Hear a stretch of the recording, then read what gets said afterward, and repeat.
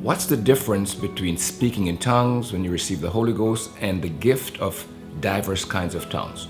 I believe the early church, the apostles in the early church, all spoke with tongues when they received the gift of the Holy Ghost. Acts chapter 2 tells us when the day of Pentecost was fully come, they were all with one accord in one place. The Holy Ghost filled the room, and they all were filled, and they all spoke with tongues. Acts chapter 10, when Peter went into Cornelius' house with the Jews and preached, the Bible said, while he spoke these words, the Holy Ghost came, filled those disciples. And how do they know that they were filled? They heard them speak with tongues.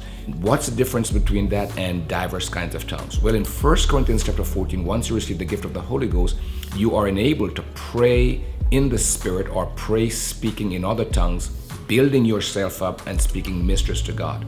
But there's also a reference to a specific charismatic gift called the gift of diverse kinds of tongues, generally accompanied by interpretation of tongues to edify the body. In 1 Corinthians chapter 12, verse 8 to 10, Paul made a list, not comprehensive, but made a list of some of the supernatural gifts. And among those gifts, you've got the word of wisdom, the word of knowledge, healing, miracles, diverse kinds of tongues, and interpretation of tongues. Not every believer who is filled with the Holy Ghost speaking in tongues will have the gift of diverse kinds of tongues, just like they don't all have the gift of miracles or the gift of interpretation of tongues or the word of faith. So all believers who receives the Holy Ghost will speak in tongues, but not all believers who is filled with the Holy Ghost will have the gift of diverse kinds of tongues.